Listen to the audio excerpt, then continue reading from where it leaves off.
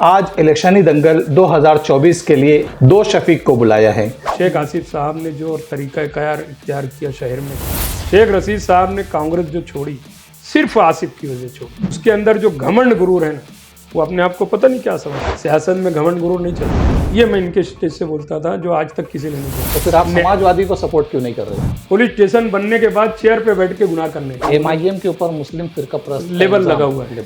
ये हमारे लिए बड़ी शर्म की बात है कि उसका बाप खुद नशा करके सोया। मैंने तो यहाँ तक कि देखा हूँ। तो फिर आप मुफ्ती मोहम्मद इस्माइल कासमी को आपने सपोर्ट क्यों नहीं किया इस चीज़ में? कांग्रेस में और MIM में जमीन आसमान का फर्क है। मैं उनसे कहा कि दो चीज़ें मालेगांव में कैसी हैं जहाँ करप्शन बहुत है। मैंने वो सारी स्कूल के बच्चों को, टीचरों को लेकर जुलूस किया। उस बुनियाद पे इलेक्शन क्यों नहीं लड़ा जा रहा है शहर में? तो आप उससे मुतमईन हैं उस काम से? उर्दू सेंटर अभी तक शुरू क्यों नहीं किया सही तरीके? और वो क्या करते थे, सरकारी ज़मीनें या म्यूनसिपलिटी की ज़मीनें ओपन स्पेस जो रहती थी। राणा साहब जबकि अतिक्रमण को सबसे ज़्यादा बढ़ावा अगर दिया गया तो निहाल साहब के दौर में दिया गया, तो आपको उसका सपोर्ट करना चाहिए था अगर आपके अंदर निहाली जज्बा है। मैं तो जो क्या आप भी कुछ business मैं करने एक बात के लिए ख्याल आए? रखना, सब जेल तो अभी भी 2021 के 12 नवंबर के मामले में शहर के कुछ सियासी लीडरान भी जेल गए। उसमें हमने देखा मुस्तकिम डिग्निटी वो लीडर है 5-25 साथ में, लेकिन बताया जाता है 500 लोग साथ। कि निहाल साहब आप कुछ मत करो, हम आपके साथ हैं। बिल्कुल, तो अनभक्त का मतलब मैं समझ गया। 10 साल पहले भी आजमा चुका है शहर में। नहीं, हमने तो ये सुना कि कुछ मत करो, हम आपके साथ। तो उसी वक्त तो हमारे लीडर का नारा रहना चाहिए था, उसको बुलाना था और उसके कान में बोलना था। अमेरिका के जैसा सिस्टम कर दो हमारे मालेगांव शहर में, तो हमारी रहबरी करने के लायक नहीं है। सबसे अच्छा मजहब अगर दुनिया में कोई है तो वो मजहब इस्लाम है, और सबसे बदतर कौम अगर कोई है तो वो मुसलमान है। हमारे पालक मंत्री के खिलाफ अगर इलेक्शन लड़ रहा हूँ तो उसकी सबसे बड़ी वजह ये है। और वो लोग परेशान थे, ये शफीक क्यों बैठा है, वो कितने हवा वाले हैं मुझको मालूम है। उन्होंने बोला नहीं, मैं नहीं लिख कर नहीं दूंगी। बोले क्यों? बोले मेरा भी मकान ऐसे ही बना है। ये शहर बोलने तक अच्छा है मस्जिद मीनारों का। Welcome to Marhaba Kids Mall Islampura Malegaon.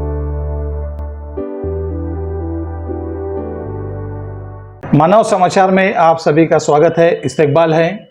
आज इलेक्शनी दंगल 2024 के लिए आज हम मालेगांव शहर के इलेक्शनी डिबेट के लिए मानव समाचार में हमने दो शफीक को बुलाया है जिसे पूरा शहर जानता है। सबसे पहले मैं तारुफ कराना चाहूँगा शफीक राणा साहब का। शफीक राणा साहब ने अपना सियासी करियर लगभग 40 साल पुराना रहा है। दूसरे हमारे मेहमान हैं शफीक एंटी करप्शन साहब। शफीक एंटी करप्शन साहब ने भी मालेगांव शहर में काफ़ी सोशल वर्किंग की है। आज हम यहाँ पे दोनों शफीक से जानना चाहेंगे कि मालेगांव शहर में आज शफीक राणा साहब हमारे बीच मौजूद है। शफीक राणा साहब आज MIM पार्टी को प्रेजेंट कर रहे हैं मालेगांव से। तो शफीक राणा साहब, मैं सबसे पहले आपका तारुफ चाहूँगा कि मालेगांव शहर के मीडिया को आप बताइए आपका तारुफ क्या है, आप इलेक्शन में कब से जुड़े सियासत में? मेरा नाम शफीक अहमद मोहम्मद इस्माइल उर्फ आम में मुझको शफीक राणा कहते हैं। मेरी पैदाइश इस्लामपुरा मालेगांव शहर की है और मैं छोटा सा था तब से निहाल साहब को देखता था, निहाल साहब को पहचानता था। चूँकि मेरे घर के एकदम सामने सुल्तानिया क्लब थी जो सोशलिस्ट पार्टी की थी, जिसके फाउंडर हारून अंसारी साबिक MLA थे। मेरे घर के सामने वो क्लब थी, निहाल साहब वहाँ आते थे तो मैं घर से ही निकल के बाहर भागते भागते वो क्लब में चला जाता था। मेरे दो चचा वहाँ पर मेंबर थे। तो तब से मैं निहाल साहब को जानता हूँ और जिंदाबाद मुर्दाबाद निहाल साहब के लिए करता था। निहाल साहब के साथ आपने कब तक वक्त दिया है? मैं निहाल साहब के साथ तो ऐसा है कि 2007 में जब मुफ्ती साहब महाज बनाए, उस वक्त मैं मालेगांव शहर जनता दल का एक्टिंग प्रेसिडेंट था, शहर मालेगांव का। लेकिन इस्लामपुरे के एक मेंबर जिसको हमने चुनकर लाया था, कारपोरेटर बनाया था पहली दफ़ा, वो उसकी मक्कारी और उसकी जो फरेबदही थी उसके मुखालफत में मैं चाहता था कि किसी और को उम्मीदवारी वहाँ से दी जाए। मैं जनता दल का एक्टिंग प्रेसिडेंट होने के बावजूद वार्ड का एक वोटर भी था, लेकिन मेरी मर्ज़ी के ख़िलाफ़ निहाल साहब ने वहाँ उस आदमी का ऐलान कर दिया पार्टी से। तब मैंने मुफ्ती साहब से बात की और ये कहा कि मैं जिस आदमी को उम्मीदवारी दूंगा, जिस आदमी को पेश करूंगा, अगर तुमने उसको उम्मीदवारी दी, तुम्हारे महाज का टिकट दिया, तो मैं आपके स्टेज पर आकर बात रखूंगा अपनी। मुफ्ती साहब ने कहा कि ये एक वार्ड नहीं, शहर के और भी बग्या कोई हिस्से से अगर तुम टिकट मांगो किसी के लिए तो मैं देने को तैयार। और मैंने चालाकी से, चूँकि मुफ्ती साहब पहली दफ़ा सियासत में आए और देवबंदी मसलक से थे, मैं सुन्नी मसलक से था, इस्लामपुरे में दोनों तबके के लोग रहते हैं, तो मैंने चालाकी से सुन्नी मसलक के आदमी को निकाला और उसको कैंडिडेट बनाया, शाबान अशरफ को, जो अशरफी साइजिंग वाला था, और उसको उम्मीदवारी दी और चुन कर लाए। मैं 15 दिन मुफ्ती साहब के साथ था। हमारा अशरफी भाई शेख नजमुद्दीन खजूर वाला मेयर बने, वो मेरे अशरफी भाई थे, सिलसिले से मुंसलिक थे। उसके बाद भी मैंने मुफ्ती साहब के साथ जाना पसंद नहीं किया, मैं अपने निहाल साहब के साथ वापस फिर लग गया 2017 2007 में, 2007 जब वो महाज बनाए थे। हमारे दूसरे साथी हैं शफीक एंटी करप्शन साहब। हम आपका भी तारुफ चाहेंगे ताकि आप हमारी मीडिया को आपका तारुफ दें, उसके बाद हम डिबेट शुरू करते हैं। अस्सलाम वालेकुम वरहमतुल्लाहि वबरकातुहू। मैं शफीक अहमद मोहम्मद रफ़ीक, मुझे मालेगांव शहर के लोग शफीक एंटी करप्शन के नाम से जानते हैं, और अल्हम्दुलिल्लाह तकरीबन हम लोग 20 साल से सोशल वर्क कर रहे हैं। हमारी काफ़ी बड़ी टीम है जो मालेगांव शहर में लोगों की खिदमत अंजाम देती है, और उसी को देखते हुए 2012 में मालेगांव के हमारे जो आमदार शेख रशीद साहब थे, जिनका इंतकाल हो चुका है, मरहूम शेख रशीद साहब, तो उन्होंने 2008 में या 7 में तकरीबन गालिबन मैं उनके साथ टच हुआ था। 2000 में मेरी शादी हुई थी, तो वो शादी में शिरकत के लिए रशीद साहब आए थे। मेरे चाचा उस वक्त शेख निसार शेख मूसा स्टैंडिंग चेयरमैन थे, तो उन्होंने उनको लाया था। तो जब से मेरे को भी एक चाचा की वजह से शौक पैदा हुआ था सियासत में आने का, तो लेकिन हम लोग पहले ज़्यादा सोशल वर्क करते थे। तो उसके बाद शेख रशीद साहब की नज़र पड़ी, उन्होंने कहा कि यार हम लोग चाहते हैं कि तुम्हारे ग्रुप से हम शफीक को इलेक्शन लड़ाएं।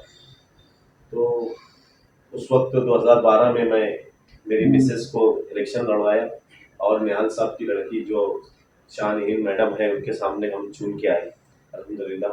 उसके बाद से दूसरा इलेक्शन हम लोग लड़े, 4 लोग हम लोग लड़े थे उस वक्त। तो इरफान अली आबिद अली साहब, रिजवान सर साहब, फारूक कुरैशी साहब और मैं। तो किसी वजह से वो सीट हमारी चारों की गिर गई। तब से हम लोग ज़्यादातर सोशल वर्क भी करते हैं और साथ ही साथ राजकारण भी करते हैं। आप किस पार्टी से जुड़े हो? मैं तो अभी तक ऐसा समझो कि मैं शुरू से जिस वक्त कांग्रेस ज्वाइन किया था, शेख रशीद साहब ने मुझे उस वक्त ओहदा दिया था कांग्रेस के, शायद नायब सदर बनाए थे मेरे को 2012 से पहले। तो जब से कांग्रेस ज्वाइन किया था उसके बाद मैं मुफ्ती साहब के साथ गया, लेकिन मैं एमआईएम ज्वाइन नहीं किया। एमआईएम में मैं गया था, मुफ्ती साहब ने मुझे सिविल हॉस्पिटल में जो एक रुग्ण कल्याण समिति होती है, ये गवर्नमेंट की समिति होती है, तो उसके अंदर उन्होंने मुझे एक डायरेक्टर का पद जो रहता है, एक आमदार के मिनी आमदार बोल के वहाँ रहता है कि आमदार के सारे कामकाज वो देखता है हॉस्पिटल में, क्योंकि मेरी फील्ड वो थी। सोशल फील्ड के अंदर हम लोग ज़्यादा हॉस्पिटल लाइन के अंदर काम करते हैं। तो मुफ्ती साहब ने कहा था कि यार ये फील्ड में ये बंदा सही फिट होगा, तो उन्होंने मुझे वो दिया था। लेकिन मैं एमआईएम पार्टी के अंदर मैंने कोई शमूलियत नहीं की थी। शेख रशीद साहब के पास से निकलने के बाद मैं मतलब कोई पार्टी ज्वाइन नहीं किया था, लेकिन वापस से अभी कांग्रेस के अंदर मुझे महाराष्ट्र का अल्पसंख्यक विभाग में जनरल सेक्रेटरी बनाया हुआ है। जैसे कि आप बता रहे हो, आप इस शुरुआत से ही कांग्रेस से जुड़े हुए हो, और शफीक राना साहब आप पहले जनता दल से थे, फिर आपने एमआईएम को ज्वाइन, मुफ्ती साहब को तीसरे महाज को ज्वाइन किया, और आज आप एमआईएम के स्टेज पे नज़र आ रहे हो। तो क्या वजह रही आपकी ये सब डाइवर्जन होने की? मैं साथ में पहले ही कहा कि साथ में जो है 2007 में मुफ्ती साहब जब महाज बनाए, तब भी मैं महाज में शामिल नहीं हुआ था जी। मैं अपना एक कैंडिडेट शाबान अशरफ को उसमें खड़ा किया और चुन के लाए। चुन के लाने के बाद मैं वापस अपनी जगह था जहाँ था जनता तो दल। आज क्या वजह रही आपको? आज वजह ऐसा हुई, मैं आज भी एमआईएम ज्वाइन नहीं किया हूँ। मैं मुफ्ती मोहम्मद इस्माइल कासमी साहब की हिमायत कर रहा हूँ, इस बुनियाद पर कि 2019 का इलेक्शन हारने के बाद शेख आसिफ साहब ने जो तरीक़ाकार इख्तियार किया शहर में, काम काज में, पॉलिटिशियन में जो वो रास्ता इख्तियार किया, वो हमको पसंद नहीं था। उसने बिरादरीवाद के तौर पर मेरे जैसा या हम जैसे वहाँ जो लोग थे, जो उसके लिए स्टार प्रचारक थे 2014 में, 19 में भी हम थे, लेकिन रिज़ल्ट जो आया आसिफ शेख का वो नफ़ी में आया। इलेक्शन वो हार गए, और इलेक्शन हारने के बाद जो उनका तरीक़ाकार था पार्टी के अंदर, वो जैसे हम लोगों को पसंद ही नहीं करते थे, और धीरे धीरे उन्होंने हम लोगों को किनारे किया। उसके बाद ऐसा हुआ, मैं जो देखता था कि शेख आसिफ अपने वालिद की भी बात नहीं सुनता था, शेख रशीद साहब की बात वो नहीं सुनता था। शेख रशीद साहब ने कांग्रेस जो छोड़ी सिर्फ आसिफ की वजह से छोड़ी, वरना शेख रशीद साहब बोलो, आसिफ बोलो, ताहिरा बोलो, ये सब लोग जो सियासी पद हासिल किए वो सब कांग्रेस की देन थी। ये कांग्रेस के नहीं हुए। जिस कांग्रेस ने उनको 2 बार शेख रशीद साहब को, 1 बार आसिफ को एमएलए बनाया, रशीद साहब को, ताहिरा मैडम को और आसिफ को मेयर बनाया, खुद शेख रशीद साहब जब म्यूनसिपैलिटी के मेंबर बने, हारून अंसारी जो साबिक एमएलए थे उनका ये उम्मीदवार था, वो कांग्रेस पार्टी में थे और कांग्रेस इसको टिकट दिए, म्यूनसिपैलिटी के ज़माने में चुन के आया। और कांग्रेस पार्टी से ही चुन के आने के बाद शेख रशीद निहाल साहब की मदद से, जनता दल की मदद से म्यूनसिपैलिटी में सदर बल्दिया बने 1994 में। तो जो कांग्रेस की शफीक साहब, हाँ सब, हमारा सवाल यहाँ पे ये है कि आप एमआईएम में फिलहाल किस बुनियाद पे हो? मैं जैसे कि आपने एमआईएम में बताया कि नहीं हूँ। मुफ्ती मोहम्मद इस्माइल साहब का आप किस बुनियाद पे सपोर्ट कर रहे हो? मैं बोल रहा हूँ ना कि शेख आसिफ का जो रूल रहा है जी, और काम करने का जो तरीका रहा है, उसके अंदर जो घमंड गुरूर है ना, वो अपने आप को पता नहीं क्या समझता है। सियासत में घमंड गुरूर नहीं चलता। 2014 से लेके 2019 तक शेख आसिफ के शहर में जो भी काम रहे या जिस चीज़ों का वो ऐलान करते, तो क्या आप उससे मुत्तफिक थे? जो आपने वो मशवरा करके करता था। 14 से 19 तक वो हम लोगों से या पार्टी के लोगों से मशवरा किया करता। मैं आपको ये भी वाजे कर देता हूँ, 14 से लेकर 19 तक वो कांग्रेस का एमएलए रहा, तब भी मैं कांग्रेस में शामिल नहीं हुआ। मैं वाहिद आदमी था जो इनके स्टेज से, कांग्रेस के स्टेज से तकरीर करते वक्त ये कहा करता था कि मैं कांग्रेसी नहीं हूँ, मैं कांग्रेस का कोई मेंबर भी नहीं हूँ, मैं निहाली हूँ। ये मैं इनके स्टेज से बोलता था, जो आज तक किसी ने नहीं बोला। निहाली जज्बा आपका अभी क्यों खत्म हो गया? निहाली जज्बा आज 2024 भी के लिए। तो फिर आप समाजवादी को सपोर्ट क्यों नहीं कर रहे हो? वो निहाली नहीं रह गए ना। लड़की तो उनकी है, निहाल साहब की। ऐसा है, निहाल साहब की एक लड़की, निहाल साहब की पीवी के और भी लड़के हैं ना शहर में। सियासत में नहीं है ना फिलहाल? क्या वजह से नहीं आ सके, ये मैं आपसे सवाल कर रहा हूँ। फिलहाल अभी मौजूदा मैं जो बोल रहा हूँ, शान हिंद है, तो आपको उसका सपोर्ट करना चाहिए था अगर आपके अंदर निहाली जज्बा है तो। वो अगर निहाल साहब के नक्शे कदम पर चलते तो हम बराबर उनके साथ। जैसे कि अभी आपने बताया, हमने आपका कुछ इंटरव्यू भी देखा है कि आपके अंदर जो निहाली जज्बा है, आपके जो निहाल साहब की आपने जो भी बातें की है निहाल साहब के मुतालिक आपने बताई, और 40 साल का आपका एक्सपीरियंस है, तो आपने अपने आप मतलब आपने वो अपनी सलाहियत क्यों नहीं मनवाई? ये वो मानना नहीं चाहते थे, क्या बात है? बहुत लंबी चौड़ी दास्तान है वो यहाँ बताई नहीं जा सकती। शान के मामलात, मुस्तकीम के मामलात जो थे वो मैं सरेआम बता नहीं सकता। नहीं, हम यहाँ किसी की पर्सनल लाइफ पे डिस्कशन नहीं कर रहे। वजह वही सब बनी, वही सब वजह बनी जो हमको उन लोगों ने किनारे कर दिया। हम किनारे नहीं हुए, हम लोगों को उन लोगों ने किनारे कर दिया। अभी फिलहाल मालेगांव शहर का जो असेंबली इलेक्शन लड़ा जा रहा है, तो किस बुनियाद पे लड़ा जा रहा है? मुफ्ती साहब का जैसे आप सपोर्ट कर रहे हो, तो आप किस बुनियाद पे इलेक्शन में प्रचार कर रहे हो? मैं मुफ्ती साहब के साथ आया हूँ। जो शहर में बुराई फैली है मैं अच्छी तरह जानता हूँ। 1994 से लेकर 24 तक मैं बहुत अच्छी तरह जानता हूँ कि इस शहर में बुराई कैसे कैसे परवान चढ़ी, सब मैं जानता हूँ और बहुत अच्छी तरह जानता हूँ। मुझको मालूम है शेख रशीद साहब जब सदर बल्दिया बने और इस शहर के बुनकरों के साथ उनका जो रूल रहा है वो सब मुझको मालूम है। मतलब आप शहर में कैसे बुराई पड़ी, आगे बढ़ी, शहर में कैसे कैसे बुरे लोगों को परवान चढ़ाया गया, ताकत बख्शी गई खोटे कर धंधा करने वालों को। मतलब आप मानते हो इस चीज को? बिल्कुल मालेगांव शहर में बुराई है। हाँ है। शफीक साहब, मैं यहाँ पे आपसे एक बात लेना चाहूँगा राणा साहब की बात से कि आप भी तो सोशल वर्क करते आए हो, मालेगांव शहर में भी आपने देखा आवाम को, तो क्या आपको नज़र आती है ये बुराई? बुराई तो सरेआम सभी को नजर आती है।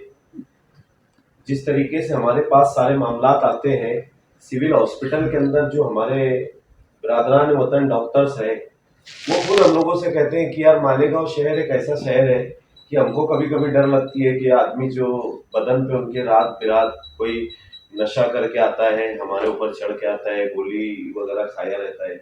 और हर दिन एक दिन आड़े, 1-2 दिन आड़े हमारे हॉस्पिटलों में जो केसेस आते हैं कि इतना बेदर्दी से मारा जाता है उन लोगों को कि किसी को हथियार से मार दिया जाता है, इधर से उधर निकाल दिया जाता है।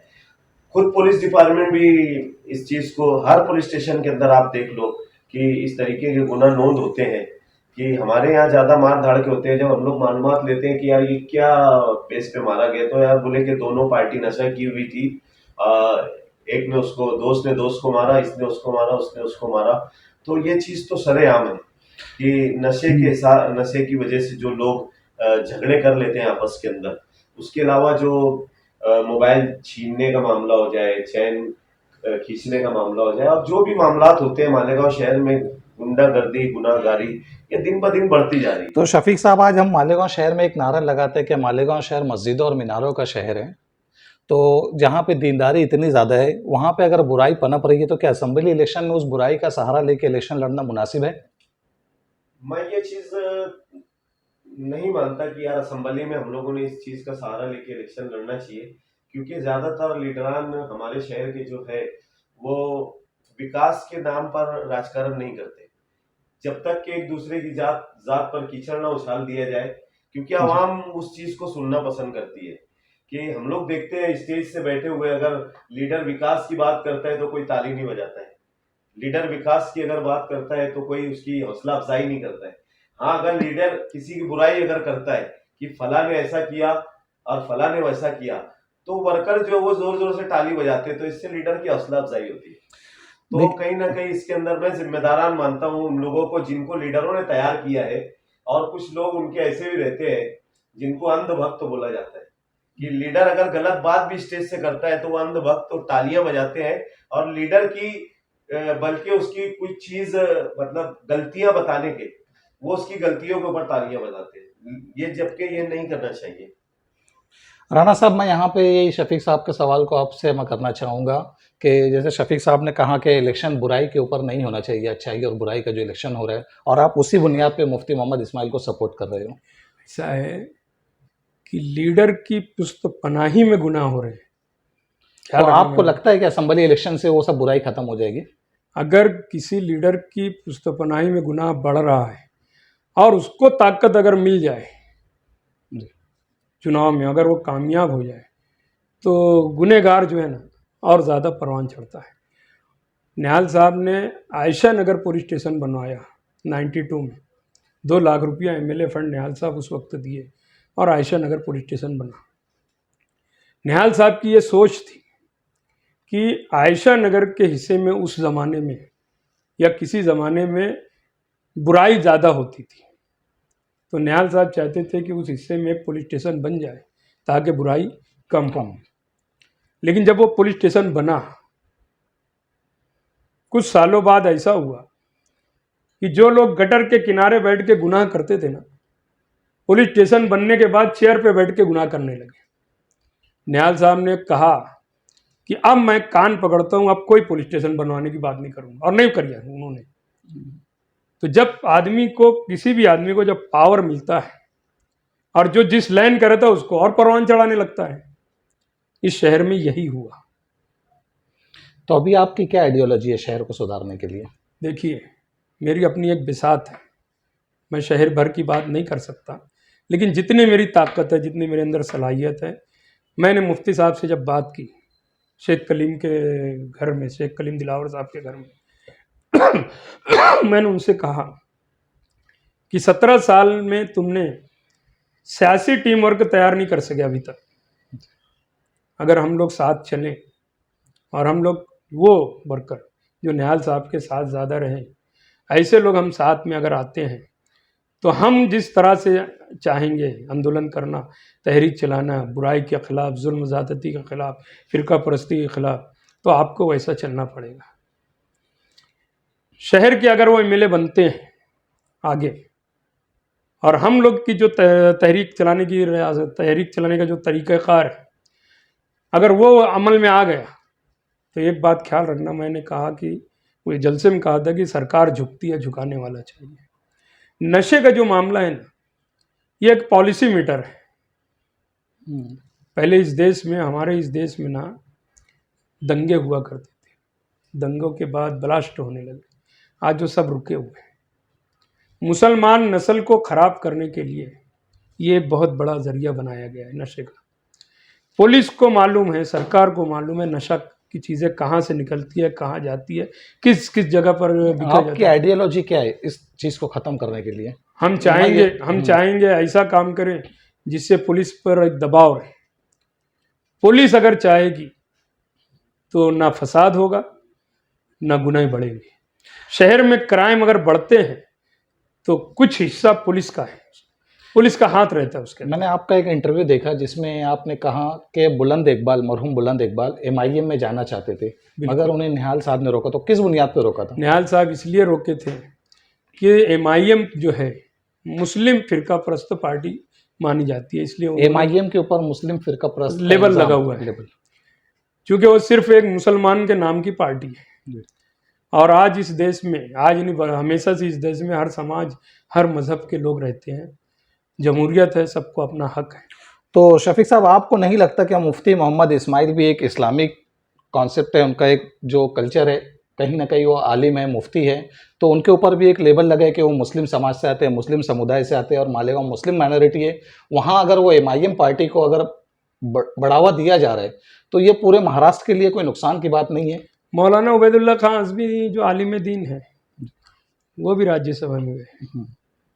मौलाना अरशद मन्नी के जो बड़े भाई थे, नहीं, जिस पार्टी के ऊपर मुस्लिम फिरका परस्त तो का एक लेबल आलिम लगा दीन हुआ की है। जो बात बोल रहा हूँ हाँ। मैं, कि ये सब उलमा जो थे आलिम दीन है, जी, संसद में भी गए और विधानसभा में भी गए। एमआईएम की जो बात है, मैंने जो महसूस किया, क्योंकि मुफ्ती साहब आज एमआईएम में नहीं गए, ये 5 साल कबल एमआईएम ज्वाइन किए जब मैं उनके साथ नहीं था।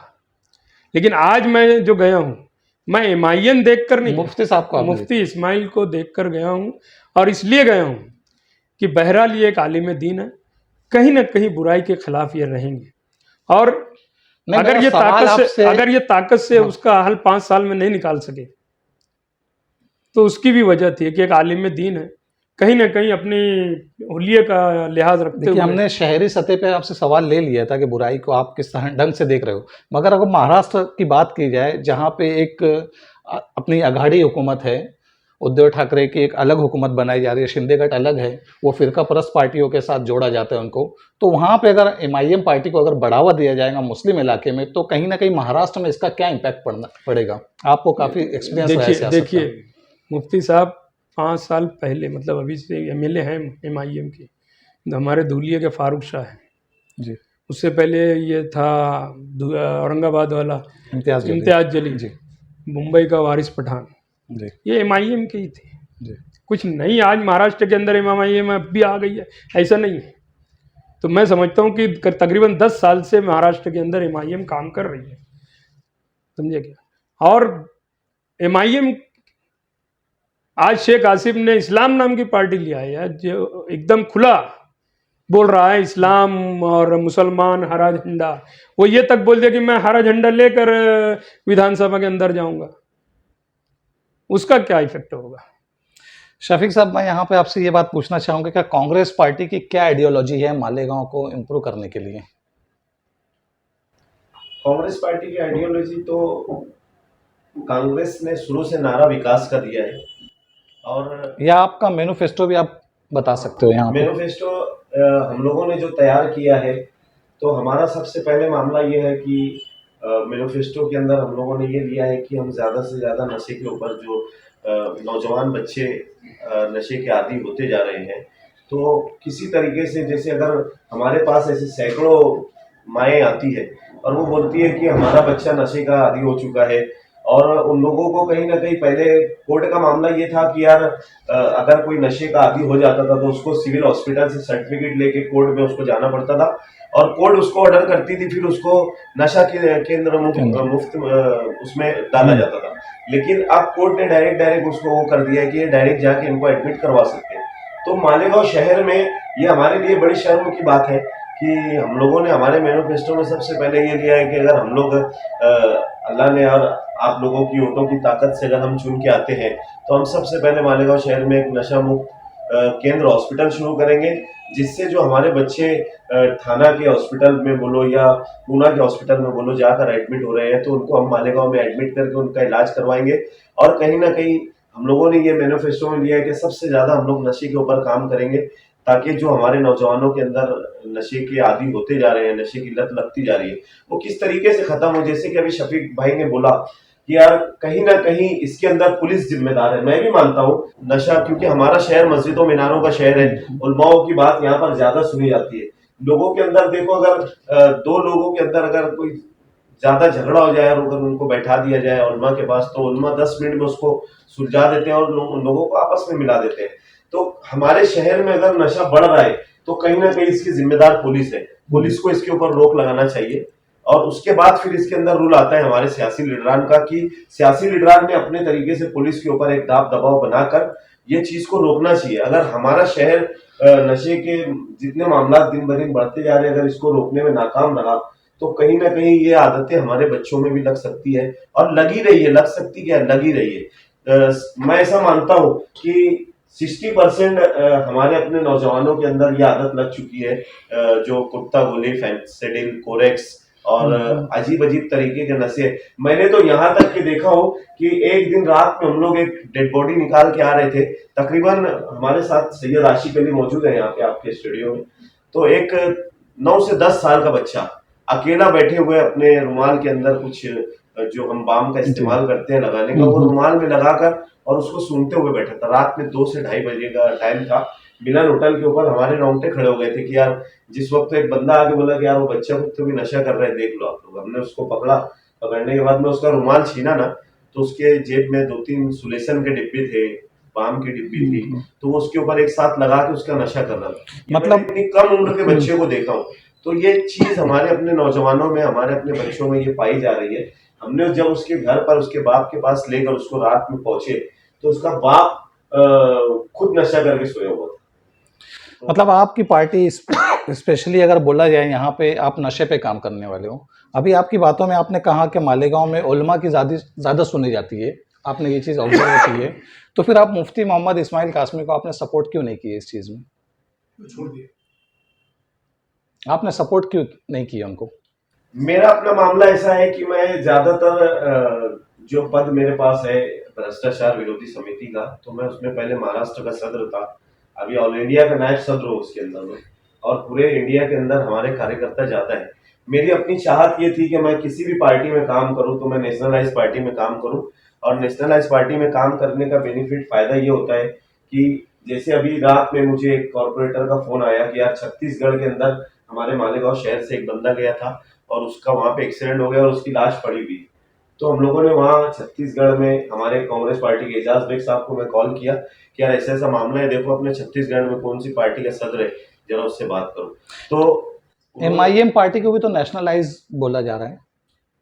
ये नेशनलाइज कांग्रेस में और MIM में जमीन आसमान का फर्क है। हम नहीं वो चीज को मानते कि जैसे शफीक भाई ने अभी आपसे कहा कि यार उसके ऊपर एक लेबल लगा हुआ है। हम लोग, आप पिछले दिनों तो वहीं थे। मैं ज्वाइन नहीं किया था, आप मेरी बात समझे नहीं शायद। फिर मैंने ये कहा आपसे कि मैं कांग्रेस का कॉर्पोरेटर बना, कांग्रेस का पदाधिकारी था, किसी वजह से मैं शेख रशीद साहब के साथ से निकल के मुफ्ती साहब के साथ गया था। जैसे अभी शफीक भाई ने कहा कि यार मेरी सोच निहाली सोच है, तो वैसे ही हमारी सोच शुरू से कांग्रेस ही थी कि कांग्रेस में थे, कांग्रेस में है और कांग्रेस में रहेंगे। कोई पार्टी हम लोगों ने दूसरी पार्टी अभी तक ज्वाइन नहीं की। राणा साहब, मैं यहाँ से आपसे ये पूछना चाहूँगा कि जैसे नशे की बात की जा रही है, पूरे शहर में नशा मुक्त केंद्र शुरू करना चाहिए, यहाँ पे ये होना चाहिए। आपको नहीं लगता, आपका इतना एक्सपीरियंस रहा है सियासत में, तो आपको नहीं लगता कि अगर हम तालीमी अदारे कायम करेंगे तो नशा खुद ब खुद खत्म हो जाएगा, अगर हम एजुकेशन पे काम करते हैं तो? मुफ्ती साहब से जब मैं बात किया ना, तो उसमें बड़ा इशू ये भी था कि मालेगांव शहर में सियासी स्टेज से ना सिर्फ एक दूसरे की मुखालफत हो रही है। हम क्या दे सकते हैं शहर को, कौम को हम क्या दे सकते हैं, ये बात नहीं होती। मैं उनसे कहा कि 2 चीज़ें मालेगांव में ऐसी हैं जहाँ करप्शन बहुत है, एक एजुकेशन, दूसरा मेडिकल है। बहुत करप्शन है वहाँ, किसी का ध्यान नहीं है। सारे सियासतदानों का ध्यान सिर्फ कारपोरेशन पे है। बाकी और जगह नहीं है। अगर हम केजरीवाल जैसा, दिल्ली में जैसा केजरीवाल ने किया तालीम और मेडिकल लाइन, हेल्थ लाइन में, उसी के तौर तरीके पे हम यहाँ काम करें तो यकीनन आपने जो कहा कि अगर हम तालीम पर काम करें तो नहीं पूरा तो थोड़ा तो कवर किया जा सकता है नशे के खिलाफ। मैंने उनसे एक बात ये कि हमारी फार्मेसी कॉलेज है, निहाल साहब की 40 साल 42 साल पहले की डिफॉर्म कॉलेज जो फार्मेसी कॉलेज है, आज प्राइमरी स्कूल का जो कंपाउंड है उसका भी वॉल कंपाउंड है, लेकिन हमारी 40 साल पुरानी कॉलेज डिफॉर्म कॉलेज आज तक उसका कोई वॉल कंपाउंड नहीं है। मैंने मुफ्ती साहब से कहा कि हमारी कॉलेज का वॉल कंपाउंड के ऊपर भी आपको ध्यान देना है, क्योंकि वहाँ भी खुला मैदान होने से शाम होती है सब नशे वाले घुस जाते हैं। हमारे यहाँ तालीम का निज़ाम इतना ख़राब हो चुका है ना कि सबसे ज़्यादा पुरानी प्राइमरी स्कूल हमारे इस्लामपुरा कोदवाई रोड स्कूल नंबर 1 पूरे शहर में मशहूर। शेख रशीद साहब जब सदर बल्दिया बने 1994 में, तो वहाँ जो क्लासेस थी कोदवाई रोड से लगकर, उसकी खिड़की थी सब क्लास की बाहर कोदवाई रोड की तरफ, तो वहाँ पुराना कपड़ा बेचने वाले सब ठेला गाड़ी पे रोड पर लगाते थे। वो ठेला गाड़ी के वाले लोग जो हैं रशीद साहब से मिले और उन लोगों ने ये बात की कि हमको ना इस गटर के ऊपर स्लेब डाल के छोटा छोटा खोखे टाइप बना देते हैं, हम अपने पैसे से बना लें। रशीद साहब बोले बना लो। लेकिन उस वक्त जो क्लास चलती थी वहाँ के टीचर हेड मास्टर लोग जो थे वो परेशान हो गए कि ये क्लास, ये जब ये आगे अगर रूम बन जाएगा, छोटी छोटी गालें बनेंगी, खोली बन जाएगी, तो उनकी खिड़की बंद हो जाएगी, रोशनी और हवा का इंतज़ाम ख़त्म हो जाएगा। सिर्फ इतना होने की वजह से वो परेशान हुए और मेरे पास आए और भी कई लोगों के पास गए। तो मैंने कहा कि अगर मैं जैसा चाहूँगा व जैसा मैं बोलूँगा आप लोग करेंगे तो मैं तैयार है। मैंने वो सारे स्कूल के बच्चों को, टीचरों को लेकर जुलूस निकाला 1996 में, और वो जो ओटा बनाया गया तो उसको हमने सब तोड़ डाला, हमारे ऊपर गुने दाखिल हुए। तो हमने वो क्लास की जो खुली हुई खिड़की थी वो बंद हो रही थी, हम वो नहीं होने दिए। उसके बाद उस जगह को वो क्लास बंद करके वहां सब गाले बना दिए गए और उस गाले में सब आज व्यापार कर रहे हैं, क्लास बंद। शफीक साहब जैसे वो कि आप बता कंपाउंड, रहे हैं, वो स्कूल नंबर 1 का कंपाउंड ही खत्म हो गया, ऐसा लगता है कि वहाँ स्कूल थी कि नहीं थी, ऐसा हो गया। स्कूल नंबर 1 ही नहीं, शहर मैं की एक मिसाल दे रहा हूँ स्कूल नंबर 1 की, ऐसे तो शहर में 2500 स्कूल मिलेंगे जी, जिसका हाल इन स्कूल नंबर 1 जैसा हो गया। तो इसमें कहीं ना कहीं जिम्मेदार सभी लोग, हम सब हैं, मैं खुद भी आप हूँ, खुद भी मानते हो इस मैं चीज को मानता कि हूँ। हर कोई जिम्मेदार मैं है, तो फिर मानता हम हूँ। उस बुनियाद पे इलेक्शन क्यों नहीं लड़ा जा रहा है शहर में? मैंने कहा ना कि जो यहाँ पर चल रहा है इलेक्शन ज़ातियात पर और सिर्फ मुखालफत। तो यहाँ आप आवाम से अपील क्यों नहीं करते? जैसे आप इतने बड़े एक्सपीरियंस रखते हो, आपका जैसे बताया गया है, ठीक है, तो आप आवाम से अपील क्यों नहीं करते हो इस चीज़ की कि आप तालीम का काम कर रहे हैं, जो तालीम के साथ आएगा, जो एजुकेशन पॉलिसी के ऊपर काम करे, जो हेल्थ के ऊपर काम करे, आप उसका सपोर्ट करो। हम मुफ्ती साहब से वादा कराए हैं कि अगर आप चुनकर आएंगे तो अगला 5 साल आपका इसी सब पर होगा, तामीर और तरक्की, तालीम, हेल्थ, इसी पर सब जोर होगा। उन्होंने वादा किया, इसलिए हम उनके साथ आए। आपने 14 से लेके 19 में जो शेख आसिफ को सपोर्ट किया था, उसमें शेख आसिफ उनके मैनिफेस्टो में बता रहे हैं कि उन्होंने पिछले कार्यकाल में जो काम किए, स्टडी सेंटर का काम किए हैं और उर्दू घर का काम किए, तो आप उससे मुतमईन हैं उस काम से? बिल्कुल मुतमईन हूँ। तो उसको अभी तक चलाया क्यों नहीं गया? उर्दू सेंटर अभी तक शुरू क्यों नहीं गया सही तरीके से? देखिए, आसिफ साहब जब उर्दू घर बना तो आखिरी पीरियड था आसिफ साहब के एमएलएशिप का, और मैं ऐसा समझता हूँ जो उसका इफ्तिताह हुआ वो आसिफ साहब के एमएलए के दौर में नहीं हो पाया उर्दू घर का। ये सबसे बड़ा नुकसान हुआ, क्योंकि जो वक्त का, अपने वक्त के जो चेयर पे होते हैं उनका चलता है। आसिफ साहब के दौर में बना तो ज़रूर, लेकिन उनके दौर में शुरू नहीं हो पाया, ये नुकसान हुआ है। नहीं तो अभी भी वहाँ कुछ ऐसी फैसिलिटी नज़र नहीं आती है, सिर्फ एक ऑडिटोरियम है जो पब्लिक यूज़ कर रही है। देखिए, एक तो मैं ऐसा मानता हूँ कि वो जगह सही नहीं थी उसके लिए। उर्दू घर जो जिस एरिया, जिस जगह पे बना ना, वो जगह सही नहीं थी। शहर के सेंटर हिस्से में कोई ऐसी जगह जहाँ पर लोगों का ज़्यादा वो है। पहले मालेगांव में ना, असल में कोदवाई रोड ना, निहाल साहब ने सेंटर बना दिया जी। कोई भी राजकारण करना रहता था पहले से कोदवाई रोड। आज भी मालेगांव शहर में अगर बहुत किन्नत मालदा दयाने में भी रहते हैं ना, तो हफ्ते में एक बार कोतवाली रोड आने की उसकी सोच बनी रहती है। तो सबसे बड़ी गलती तो वहाँ ये होगी कि उर्दू घर जो ऐसे हिस्से में बना कि लोग उस तरफ जा नहीं पा रहे थे। दूसरा, उर्दू घर के आगे जो अतिक्रमण है वो भी अपने ही लोगों का है, आज तक वो हट नहीं सका, जिससे उर्दू घर छुपा हुआ है। आज भी मालेगांव का 90% लोग को मालूम ही नहीं है उर्दू घर कहाँ है। ये हाल है उर्दू घर का। शफीक साहब, मैं यहाँ पे आपसे ये पूछना चाहूँगा कि आउटर में भी आप इलेक्शन देख रहे हो, इलेक्शन का प्रचार देख रहे हो, तो वहाँ किन मुद्दों पे हो रहा है इलेक्शन और यहाँ किस मुद्दों पे हो रहा है? जैसे कि आपको हमने स्टार्ट में लिया था कि मालेगांव के मुद्दे अलग है, राणा साहब ने भी हमें बताया, तो आप आउटर के इलेक्शन के ऊपर थोड़ा नज़र अगर डालते हैं तो फिर मैं कुछ सवाल लेता हूँ आपसे उस मुद्दे पर। आउटर के इलेक्शन के मामला ऐसे हैं कि हमारे एक दोस्त है बंडू काका बच्चा, जो कि अपने अंदर उनके एक जज्बा रखते हैं, जिस तरीके से हम लोगों के अंदर जज्बा है सोशल वर्क करने का, वही जज्बा मैं तकरीबन उनके साथ 2012 साल तकरीबन हो चुके हैं मुझे उनके साथ रहते हुए। तो जो जज्बा हम लोगों के अंदर है वही जज्बा उनके अंदर भी है कि हम लोग जिस फील्ड पे काम करते हैं वही भी वो भी उसी फील्ड। वहाँ भी नशे के ऊपर इलेक्शन हो रहे हैं? मुझे नहीं लगता कि उधर उसके ऊपर इलेक्शन हो रहा है, क्योंकि उधर मामला कुछ और है।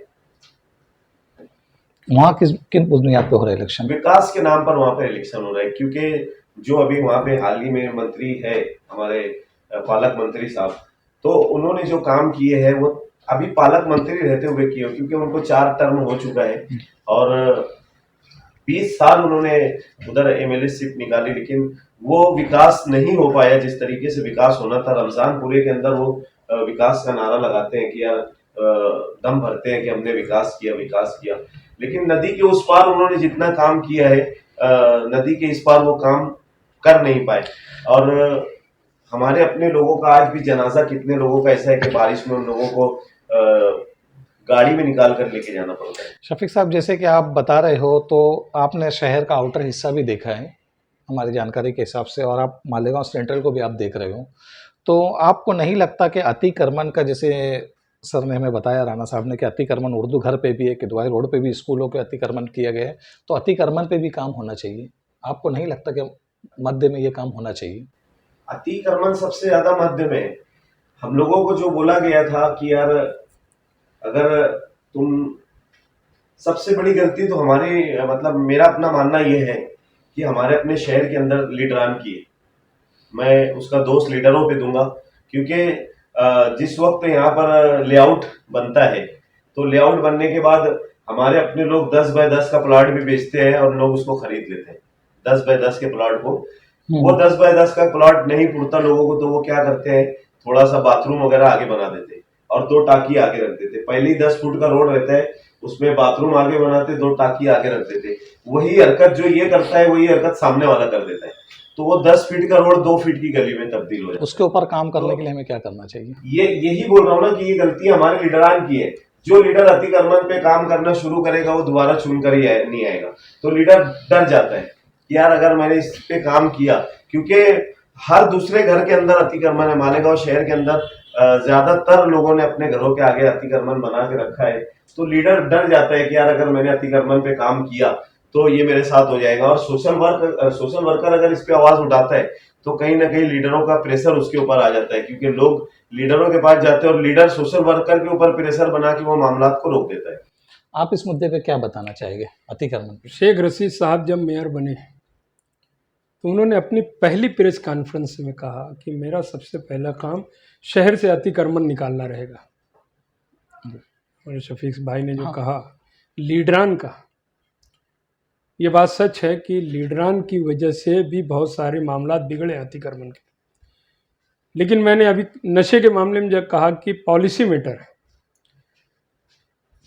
तो जो मालेगांव शहर है ये सेंट्रल हल्का, चूँकि यहाँ पर मेजॉरिटी मुसलमानों की है, इसमें भी सरकार की एक पॉलिसी होती है कि मुसलमानों को ऐसे ही सड़ने गड़ने दिया जाए, वरना जिस दिन मालेगांव म्युनिसिपल कॉरपोरेशन के कमिश्नर, मालेगांव का एडिशनल एसपी, मालेगांव शहर का उप विभाग अधिकारी, प्रांत ऑफिसर, ये 3 ऑफिसर जिस दिन चाहेंगे मालेगांव का नक्शा बदल जाएगा। कानून के मुताबिक अगर वो काम करने निकलेंगे तो कानून के मुताबिक जब निकलेंगे ना तो किसी लीडर की भी चलेगी नहीं, और जो एमएलए या कारपोरेटर रहेगा तो उसकी तो मेंबर ही लफड़े में आ जाएगी अतिक्रमण के मामले में, अगर वो आगे आया तो।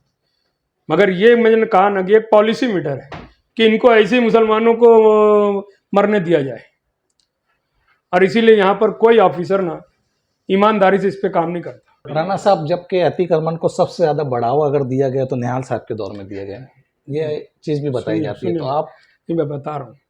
असल में निहाल साहब की एक पॉलिसी थी, मैंने कहा ना सोशलिस्ट जहन था। मालेगांव शहर जो है यूपी बिहार से जो लोग आए वो बसा। उसके बाद जब देश में दंगे होने लगे, महाराष्ट्र में भी अतराफ में दंगे हुए, तो जो खानदेश से जो लोग ज़्यादा मालेगांव शहर आए तो इनके लिए रहाइश के लिए बहुत बड़ा मसला था।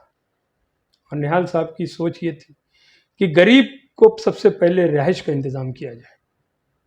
और वो क्या करते थे, सरकारी ज़मीनें या म्यूनसिपलिटी की ज़मीनें ओपन स्पेस जो रहती थी उस पर बसा दिया करते थे कि कम से कम सर छुपाने के लिए इंसान को जगह मिल जाए।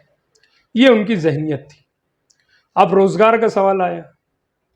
मालेगांव में सबसे बड़ा रोज़गार पावर लूम है, मगर चूंकि बाहर से आने वाले लोग थे और ख़ास तौर से खानदेश से आने वाले लोग जो थे वो लूम उनको नहीं समझता था, इसलिए लूम वो नहीं चला कम, वहाँ पर कारीगरी उनसे नहीं हो पाती। तो उनके लिए जो रास्तों पर रोड पर ठेला गाड़ी है, इस पर छोटा मोटा कारोबार करना, ये सब काम निहाल साहब ने किया। उन्होंने हॉकर्स यूनियन तक बनाई निहाल साहब ने, झोपड़पट्टी बसाए सभा निहाल साहब के पास। आज कोई लीडर को तो ये समझेगा भी नहीं क्या है, क्योंकि ये सब सियासी जो लोग आज बन गए ना, ये लीडर नहीं है, ये सब बिजनेसमैन है, कारोबार करने। आपने सियासत को बिजनेस भी कहा है। बिल्कुल, और मैं मानता हूँ उसी बिजनेस के स्टेज से आप भी तकरीर कर रहे हैं। मैं तो जो क्या आप भी कुछ बिजनेस मैं करने एक बात के लिए ख्याल आए? रखना, मैंने अपने इंटरव्यू में कहा कि सियासत मेरा शौक है, रोजगार नहीं है। और अल्लाह का करम है कि मैं अपनी पूरी सियासी ज़िंदगी में कभी कोई इलेक्शन नहीं लड़ा, तो और ना कभी म्यूनसिपलिटी से आज कारपोरेशन के ज़माने में जाकर ठेकेदारी किया, ना निहाल साहब की कोई राशन दुकान चलाया। गवर्नमेंट के कोई भी बेनिफिट या कोई ऐसी चीज़ जिससे मुझको फ़ायदा पहुंच सके, ज़ाती फ़ायदा पहुंच सके, मैंने नहीं किया। मैंने सियासत में अपनी ज़िंदगी में सिर्फ निहाल साहब के साथ रहने के बाद सिर्फ हमने आंदोलन किया, अपने आप को दुख में डाला, तकलीफ उठाई, पुलिस केस बनाए, लाठी खाए, जेल गए, तड़ीपार हुए, ये सब। जेल तो अभी भी 2021 के 12 नवंबर के मामले में शहर के कुछ सियासी लीडरान भी जेल गए थे। तो लीडर कौन था? जेल में जाने से लीडर कौन था उसमें हमने देखा मुस्तकिम डिग्निटी, वो लीडर है क्या? वार्ड के कॉर्पोरेटर आज समाजवादी पार्टी की नुमाइंदगी कर रही है उनकी एहलिया। ऐसा है, अपने यहाँ कम्युनिस्ट लोग भी हैं, देख लो कितने लोग हैं। और आज के जो लोग अपने आप को लीडर बताते हैं ना, ये सब यही यूट्यूब है, मीडिया है, और ऐसे जो हमारे कुछ ऐसे सहाफ़ी हैं, इन लोगों की वजह से वो लीडर दिखते हैं। 5-25 साथ में है, लेकिन बताया जाता है 500 लोग साथ में, पैसा खर्चा करके। आपके ऊपर एक इल्ज़ाम ये भी लगाया गया है, ये आपने खुद आपके इंटरव्यू में तस्लीम भी किया इस बात का, कि निहाल साहब के टाइम पे आपने एक नारा दिया था कि निहाल साहब आप कुछ मत करो, हम आपके साथ हैं। बिल्कुल। तो कहीं आपको नहीं लगता कि ये सब नारे की वजह से शहर में डेवलपमेंट रुका हुआ ऐसा है, सुनिए मेरी बात। हमने जब ये नारा लगाया, निहाल साहब को पार्लियामेंट के अंदर दिल्ली में भारत सारथी सम्मान अवार्ड दिया गया। उस वक्त तो जब वो दिल्ली में थे तो मेरे, जहाँ तक मुझको याद है, शायद करवा मर्डर हुआ था मालेगांव में। तो उस करवा मर्डर के बाद पुलिस ना कॉम्बिंग ऑपरेशन कर रही थी पूरे शहर में, ख़ास तौर से कच्चे एरियो में ये सब हो रहा था। आधी रात को पुलिस किसी घर जाना, उठाना, तलाशी लेना, ये बहुत ज़ोरों में था। जब निहाल साहब आए और उनको बात बताई गई तो उन्होंने कुदवाई रोड पर जलसा लिया और कहा कि अगर आज से ये नहीं रुका पुलिस का काम, तो मैं पूरे शहर से अलग अलग हिस्सों से जुलूस निकालूंगा। तब ये हमने कहा कि नारा लगाओ, जो उस वक्त ये बोला जाने लगा था निहाल साहब कुछ नहीं करते, निहाल साहब क्या कर रहे हैं। तब हमने लगाया था कि निहाल साहब कुछ भी करो, हम तुम्हारे साथ हैं। इसका मतलब ये था कि निहाल साहब कुछ करो, ये जो पुलिस तकलीफ हो रही है। और उस मुद्दे को लेकर निहाल साहब ने वो तहरीक चलाई। नहीं, हमने तो ये सुना कि कुछ मत करो, हम आपके साथ। उसी में फिर ये भी नारा आया, हाँ, कि निहाल साहब कुछ भी करो, हम तुम्हारे साथ हैं। लेकिन बाद में जब ये होने के बाद भी बोले कुछ क्या करिस, तो हमने फिर बोला कि निहाल साहब कुछ मत करो, हम तुम्हारे साथ हैं। आज भी वो नारा दोहराया जा रहा है। ऐसा है, अब अकीदत की बुनियाद पे मुफ्ती कोई साहब दोहरा के रहा साथ है तो में। उसको हम तो कसूर नहीं मानेंगे, हम तो वक्त और हालात देख कर कहा। नहीं, अक्सर अभी शफीक भाई ये ने कहा चीज़- कि कुछ अनभक्त, हम्म। तो अनभक्त का मतलब मैं समझ गया। नहीं, कुछ चीजें होती है कि अगर हम कोई बुराई को अगर जन्म दे रहे और अगर उसी चीज को अगर कोई आगे कर रहे तो उसका इल्जाम हमारे ऊपर भी आएगा। तो आज ये जो नारा लग रहा है तो कहीं ना कहीं आपकी वजह से, मतलब आपने ये चीजें स्टार्ट में की है तो लोग उसके ऊपर भी हमने बोला जा रहा है। बुराई के खिलाफ, जुल्म आपकी ज़्यादती पैरवी के करते हुए खिलाफ नजर आए। हम जो थे वो ज्यादती हो रही थी पुलिस की तरफ से, उस बुनियाद को सामने रख कर किया। आज जो लोग लगाते हैं, अगर वो उनकी अकीदत में, किसी की अकीदत में कोई नारा लगाता है तो उसका जिम्मेदार वो है, हम थोड़ी। ठीक है शफीक साहब, मैं आपसे यहाँ पे आखिरी सवाल लेना चाहूँगा कि आपने जिस मुद्दे पे मुफ्ती मोहम्मद इस्माइल को सपोर्ट किया है, वो आपकी जितनी बातें आपने उनसे कही है, तो आपको लगता है कि आने वाले 5 साल में वो इन मुद्दों पे काम करेंगे? उम्मीद पर दुनिया कायम है। 10 साल पहले भी आजमा चुका है शहर उनको। जरूरी नहीं है कि आदमी वही रहेगा हमेशा। आदमी का उम्र के साथ साथ जिसमें भी ढलता है, बदलाव आता है। लेकिन मेरा अपना जी, ये मानना आप- है कि मालेगांव शहर के अंदर एक ऐसी कमेटी बनना चाहिए, मालेगांव शहर में खास तौर से, क्योंकि हम उस मजहब के मानने वाले हैं, हम उस रसूल के मानने वाले हैं जिन्होंने सियासत का जन्म अगर कहीं से सही तरीके से हुआ है तो वहां से हुआ है कि हजरत अबू बकर सिद्दीक रज़ियल्लाहु ताला अन्हु के दौर में वो रात में निकल के लोगों की खिदमत किया करते थे और बाकायदा किसी के घर में अगर खाना नहीं होता था तो उसके घर खाना पहुंचाते थे, किसी के वहां कोई बीमार होता था तो उसकी इयादत के लिए चले जाते थे और अपने आप को छुपा कर जाते थे ताकि उनको लगे भी ना कि यार कोई वक्त का अमीरुल मोमिनीन आया हुआ है ना। लेकिन आज मालेगांव शहर के अंदर, हमारे मालेगांव शहर के अंदर आज से नहीं, जब से यहाँ पे आमदार बने आजादी के बाद से, आज हमारा शहर पूरे तरीके से तब्दील हो जाना चाहिए था। क्योंकि हमारी जितनी मुस्लिम कंट्रीज हैं, आप लोग देख लो उसको, कि मुस्लिम कंट्रीज के अंदर हम लोगों ने कई 2-3 देश का हमने भी दौरा किया, हम भी गए, उम्रा के लिए गए, उसके अलावा और दूसरे भी देश जाना हुआ, तो हम लोगों ने मुस्लिम कंट्रीज को देखा कि जिस तरीके से वहां पे साफ सफाई का नज्म होता है, उसके अलावा जहाँ वहां पे विकास का ये होता है कि आदमी की नजर नहीं ठहरती। तो हमारे अपने शहर में तो जितने भी यहाँ पे आमदार गुजरे हैं तो सब तो मुस्लिम थे, यहाँ से कोई भी एक ऐसा हमारा बिरादरान वतन आमदार बनकर नहीं गया। फिर भी हमारा शहर, सबसे ज्यादा नशा अगर कहीं होता है तो वो मालेगांव में होता है, सबसे ज्यादा जुगार अगर खेला जाता है तो वो मालेगांव में होता है, सबसे ज्यादा अगर गलत काम हो रहे हैं तो वो मालेगांव शहर में हो रहे हैं। तो क्या बात है, हमारे लीडरान इसके ऊपर पकड़ नहीं कर पा रहे। कहीं ना कहीं हमारे अपने लीडरान की भी गलती है, एक लीडर की नहीं, सबकी, जितने लीडर सबकी, हमारी भी गलती है कि हम लोगों ने जाकर एक दूसरे की हिमायत करने से बेहतर ये है कि हमने मालेगांव शहर में एक कमेटी ऐसी बनाना चाहिए, एक कमेटी जैसे उस दौर में हमारे जो अमीरुल मोमिनीन थे तो उनकी जो रियाया थी वो उनसे सवाल किया करती थी कोई भी ताल्लुक से कि आपने इतना महंगा ड्रेस कैसे पहना है, या आप अगर मस्जिद में आए जुमा का खुतबा देने के लिए, जुमा की नमाज पढ़ाने के लिए, तो आप इतनी लेट क्यों हो गए। जो भी बातें होती थी तो अवाम उनसे सवाल कर लिया करती थी कि आपने इतना ये किया तो क्यों किया। तो मेरा अपना मानना यह है कि अवाम से लीडर बनता है, अवाम से लीडर बनता है। जैसे अंधभक्त तो बहुत सारे ऐसे होते हैं, जैसे अभी शफीक भाई से आपने सवाल किया कि यार आप कुछ मत करो, हम तुम्हारे साथ हैं, तो उसी वक्त तो हमारे लीडर का नारा रहना चाहिए था, उसको बुलाना था और उसके कान में बोलना था कि बेवकूफ तू तो बेवकूफ है, मुझे भी क्यों बेवकूफ बनाना, कि तुम कुछ मत करो, हम तुम्हारे साथ हैं। हमारी अपनी आवाम में ये करना चाहिए कि एक कमेटी बनाना चाहिए और जो लीडर ने काम नहीं किया तो अलानिया उससे सवाल करना चाहिए कि तेरा ये मैनिफेस्टो था, तूने 5 साल पहले हमसे ये वादा किया था, तो ये वादा तू कब पूरा करेगा। अब अमेरिका के जैसा सिस्टम कर दो हमारे मालेगांव शहर में कि जो लीडर चुन के आया है और उसने 5 साल काम नहीं किया तो उसको घर ले जाकर बैठा दो कि भैया तू ये गद्दी के लायक नहीं है, तू ये कुर्सी के लायक नहीं है, तू हमारी रहबरी करने के लायक नहीं है, तेरी जगह घर है, तू जाकर घर में बैठ, तेरे को हमने 5 साल आजमा लिया, तू काम नहीं कर सका इसलिए हमने तेरे को घर बैठा दिया। तो एक कमेटी ऐसी बनना चाहिए उलमाए किराम की, क्योंकि हम लोग शरीयत पे चलने वाले लोग हैं।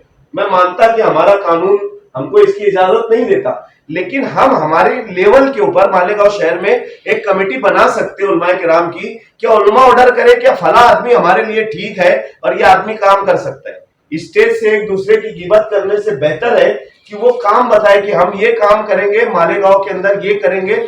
जो लीडरान हमारे पीछे के वो आके हमारे आजू बाजू के देहातों को इतना खूबसूरत कर दे रहे, और हमारे मालेगांव शहर में चारों तरफ गंदगी, कचरा, बीमारी, मच्छर, हर तरीके से अगर कोई चीज मिलेगी तो वो मिलेगी।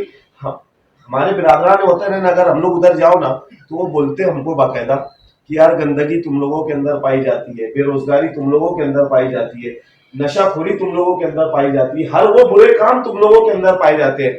किसी लीडर ने कहा था और अभी भी बोलते हैं शायद कि अगर सबसे अच्छा मजहब अगर दुनिया में कोई है तो वो मजहब इस्लाम है, और सबसे बदतर कौम अगर कोई है तो वो मुसलमान है। तो क्यों हमने हमारे हालात खुद बदले नहीं?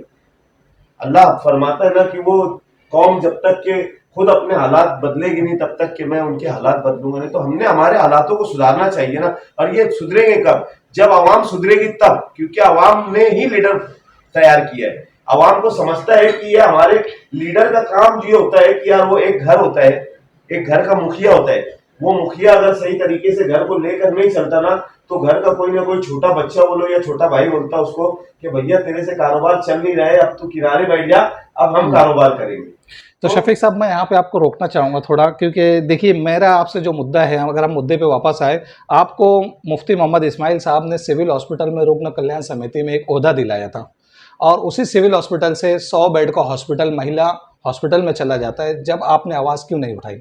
तो उस वक्त तो हम लोगों ने बाकायदा हमारा लेटर वगैरह आप चेक कर सकते हैं, सिविल हॉस्पिटल में जाके हमने वहाँ लेटर भी दिया था, और मैंने मुफ्ती साहब से भी कहा था कि मुफ्ती साहब ये ऐसे ऐसे मामलात है, और इन्होंने हमारे हॉस्पिटल को उस तरफ लेकर चले गए, क्योंकि आज उनके हाथ में सत्ता है। हम कितना भी चिल्लाएंगे तो हमारी बात का असर नहीं होता है। इसीलिए बोला जाता है ना कि अपना लीडर चुनो ताकि वो आपकी आवाज उठा ले। नहीं तो वक्त के एमएलए से आपने वो काम क्यों नहीं करवाया शहर वक्त के एमएलए ने वहां पर बोला है, लेटर दिया है बाकायदा, लेकिन हमारी आवाज आपको लगा लेटर देने से आवाज को दबा दिया गया है। तो उसके बाद मतलब मुखालफत तो शहर में उस वक्त तो नहीं हुई है, हॉस्पिटल बनने के बाद हुई है। नहीं, उसके पहले हम लोगों ने लेटर लगाया। हॉस्पिटल जब वहां शुरू भी नहीं हुआ था उससे पहले हम लोगों ने वहां बोलना शुरू कर दिया था। आज मैं अगर दादा भुसे के खिलाफ, हमारे पालक मंत्री के खिलाफ अगर इलेक्शन लड़ रहा हूं तो उसकी सबसे बड़ी वजह ये है कि उन्होंने हमारा हॉस्पिटल क्यों लेकर गए। मतलब आप ये चीज मानते हो कि डिक्टेटरशिप से वो लोग ने हाँ, उस तरफ हॉस्पिटल लेके गए, आप इस चीज पे ये मानते हो? राणा साहब, जैसे कि निहाल साहब ने काफी बड़ी बड़ी तहरीकें चलाई है, और अभी इसी हॉस्पिटल के लिए जो तहरीक चलाई गई थी, शिवाजी महाराज के पुतले पे हार चढ़ाया गया समाजवादी पार्टी की तरफ से, तो क्या आप उस तहरीक को सही मानते हैं? जिस वक्त बन रहा था या हुआ उस वक्त तहरीक नहीं थी? सुनिए मेरी बात, ये सब कब हुआ? जब सब होने के चला बाद। गया। और मैं इसको ऐसा मानता हूँ, वो जो 5-25 लोग जाके वहाँ बैठे, ये आधे हीरे के ऊपर काम किए, ये मैं मानता हूँ। मैं पुलिस स्टेशन में गया था एक काम से ले, वहाँ पर वो जो शान का जो शौहर बोला जाता है वो वहाँ आया, उसको डीवाईएसपी बुलाया, इस ताल्लुक से बात की। रोड पर जो तेज़ी थी, चिल्लाहट थी, हम ऐसा, हम वैसा, हम ये करेंगे, हम वो करेंगे। पुलिस स्टेशन में मैं उनकी बातें सुन रहा था, कोई आई की ऑफिस में वो लोग बैठे थे, मैं वहाँ बाजुई से बाहर कुर्सी लगा के मैं उनकी तरफ का रुक करके बैठा था, और वो लोग परेशान थे, ये शफीक क्यों बैठा है। वो उनका बात करने का जो अंदाज था और जो मसाले से एडजस्टमेंट किया गया, और पुतले से काफ़ी दूर, ये 100 फीट दूर बरडे धरने पे, तो ये सब मैनेज करके काम हुआ था, पुलिस को भी और लोगों से बात की। तो आपको नहीं लगता कि उस तहरीक से मालेगांव फिरका वाराना फसाद हो सकता था? हो सकता था। मैंने कहा 12 नवंबर के ताल्लुक से भी उसकी वजाहत की है कि वो भी एक प्लानिंग थी, और यहाँ भी कुछ सोच ऐसी ही बनी थी कि अगर कुछ थोड़ा सी भी टेंशन हो जाए तो हम तो हवा में रहेंगे। वो कितने हवा वाले हैं मुझको मालूम है, पुलिस को कैसे मैनेज करना, पैसा दे के कैसे काम करना। और मेरा दावा है कोई भी तहरीक कोई भी चलाए, अगर पुलिस को मैनेज करके तहरीक चलाई जाएगी उसमें कामयाबी कभी नहीं मिलेगी। आप यहाँ पे आवाम से एक अपील कर लीजिए आपकी पार्टी के लिए, आप किस मुद्दे पे इलेक्शन लड़ना चाह रहे हैं, ये आपकी पार्टी, या आप किस मुद्दे पे मुफ्ती मोहम्मद इस्माइल को जिताना चाहते हैं, एक मुख्तसर अपील आप आवाम से कर।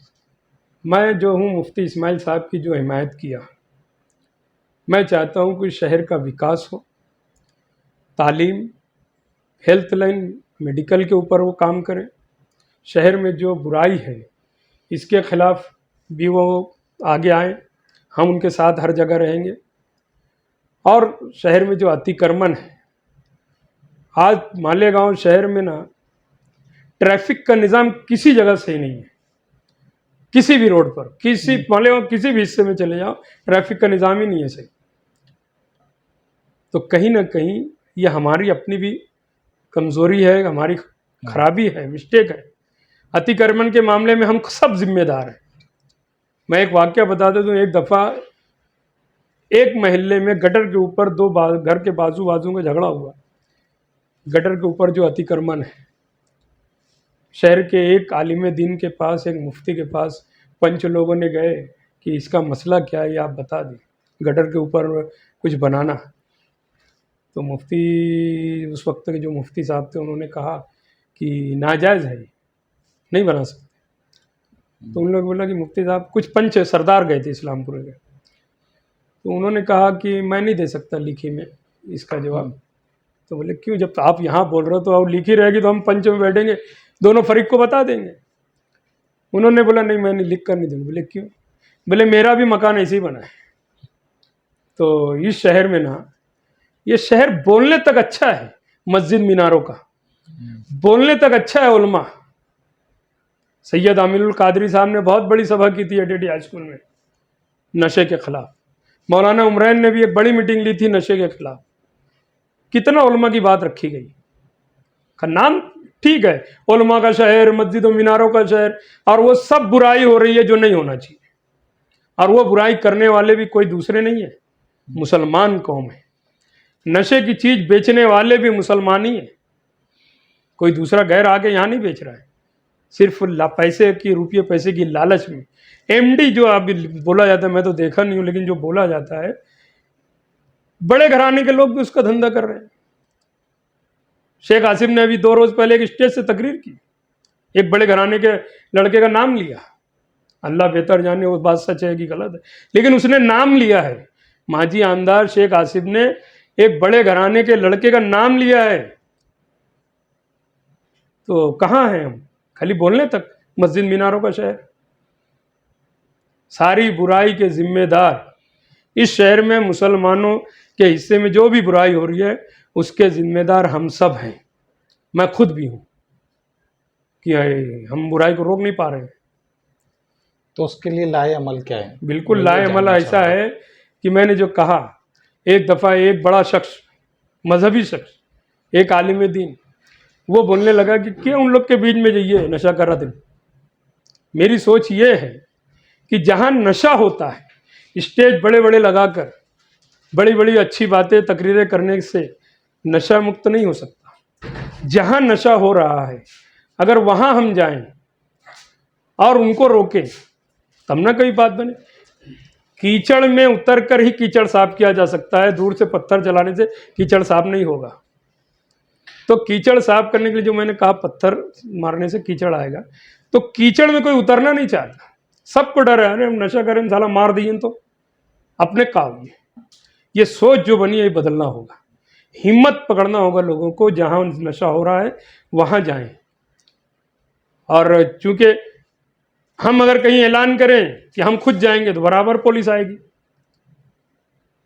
वो बात कोई नहीं करता। सब दूर से ही वो तकरीर कर रहे हैं अच्छी अच्छी नशा मुक्त। अब मैं तो ऐसे भी लोगों को देखा हूं जो नशा मुक्त की बात करते हैं और उन्हीं के लोग सब नशा करते हैं और बेचते भी वही धंधा करते हैं, क्योंकि मुनाफा ज़्यादा है ना, पैसे की कमाई है, मेहनत होती नहीं, यही धंधा लेके बैठे हैं सब। शुक्रिया राना साहब, आपने हमें इतना टाइम दिया। शफीक एंटी करप्शन साहब, हम आपसे यहाँ पे एक आखिरी सवाल लेना चाहेंगे कि आप कांग्रेस पार्टी से क्या अपील करना चाहेंगे, या शहर की आवाम से कांग्रेस पार्टी की जानिब से क्या अपील रहेगी आपकी, क्या आने वाले इलेक्शन में आप वोट दी जाए? मेरी अपील ये रहेगी कि मालेगांव शहर में जितने हमारे नौजवान हैं, उम्रदराज हैं, वो एक मर्तबा हमारे अपने बच्चों का मुस्तकबिल सोचे कि हमारी अपनी कौम किधर जा रही है। शफीक भाई ने जैसे कहा कि सबसे पहले ट्रैफिक का मामला, अतिक्रमण का मामला, नशाखोरी का मामला, उसके अलावा बहुत सारी बुराइयां हमारे अंदर जन्म ले रही है। कहीं ना कहीं इसमें हम अपने आप को जिम्मेदार मानते, लीडरान को जिम्मेदार मानते, पुलिस डिपार्टमेंट को जिम्मेदार मानते कि अभी देख लो, मैं एक आखिरी बात आपसे ये करता हूँ कि शायद हमारा मालेगांव शहर हिंदुस्तान का एक ऐसा शहर है, अनोखा शहर, जिसका नाम गिनीज बुक में आना चाहिए कि आगरा रोड के इधर आप देख लो, पूरे हिंदुस्तान के अंदर ट्रैफिक का निजाम कंट्रोल करने के लिए ट्रैफिक पुलिस लगाए जाते हैं, लेकिन मालेगांव एक शहर ऐसा वाहिद शहर है कि कोई भी चौक चौराहों के ऊपर ट्रैफिक पुलिस नहीं मिलेगा। हमारे बच्चे जब स्कूलों से निकलते हैं तो आप खुद देख लो, ट्रैफिक इतना धर्म भरम हो जाता है कि हमको कभी कभी एम्बुलेंस को ले जाने में घंटों निकल जाते हैं। जो काम बॉम्बे की ट्रैफिक से तुम आसानी से गाड़ियां निकाल सकते, वो मालेगांव से आप नहीं निकाल सकते।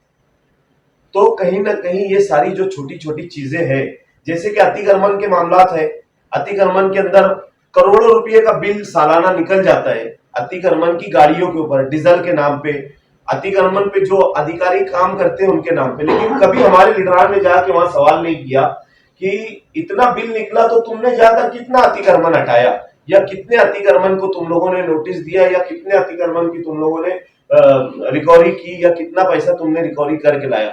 ये सिर्फ यहाँ से पैसा जाता है, आता नहीं है। तो ये सारे सवालात हमारे लीडरान ने करना चाहिए, और लीडरान से हमारी आवाम ने करना चाहिए कि कम से कम आपने जिसको नुमाइंदा बनाया है, चाहे वो कॉर्पोरेटर हो या आमदार हो या खासदार हो, आप जाकर बैठो। हमारी अपनी आवाम इसलिए नहीं जाती और इसलिए नहीं पूछती है क्योंकि कहीं ना कहीं इलेक्शन में हम भी उनके लेकर दबे रहते हैं।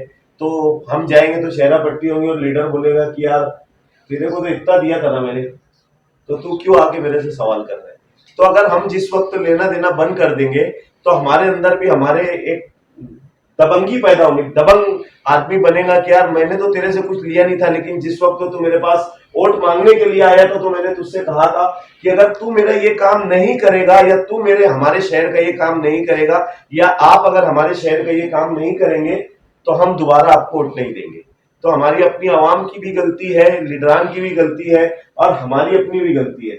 अगर हम खुद सुधर जाए, हम दूसरों को तनकीद नहीं करते, हम खुद सुधर जाए, हमारे परिवार को सुधार ले, हमारे महल्ले को सुधार ले, तो हो सकता है कि हमारा शहर सुधर जाएगा। और मैं अपील करता हूं कि वोट देने के लिए हर आदमी जाए, वोट के परसेंटेज बढ़ाए, और कोशिश ये करे कि ज्यादा से ज्यादा वोट डाले और नेशनलाइज पार्टी को दे, ताकि ऊपर अगर सरकार बनती है तो जो हमारे ऊपर जुल्म ज्यादतियां हो रही है, जैसे बुरखे के मामलात हो गए, 3 तलाक के मामलात हो गए, वक्त के मामलात हो गए, जो भी हमारे ऊपर तकलीफें आ रही है, तो उसको रोकने में नेशनलाइज पार्टी काम आए। बस मेरी इतनी अपील रहेगी। शुक्रिया शफीक एंटी करप्शन साहब। मैं यहाँ पे ये बात वाज़ेह करना चाहूँगा कि मानव समाचार किसी सियासी पार्टी का सपोर्ट या प्रचार के लिए नहीं इंटरव्यू लेता है। ये सियासी नुमाइंदे या उनके जो प्रवक्ता हैं, मीडिया प्रवक्ता, उनकी जानिब से उनकी राय और अपील रखने के लिए हम ये इंटरव्यू शूट करते हैं, आपके सामने पेश करते हैं। मानव समाचार किसी भी पार्टी को सपोर्ट नहीं करता है, और हमारी मानव समाचार की जानिब से यही अपील रहेगी कि आने वाली 20 तारीख को ज़्यादा से ज़्यादा वोट करें, वोटिंग का परसेंटेज बढ़ाया जाए, सभी लोग वोट करें। जिन लोगों का वोट आता है वो अपनी वोट को ज़ाय ना करें, वोट ज़रूर डालें। शुक्रिया। मैं अमजद खान, कैमरामैन शहबाज खान के साथ।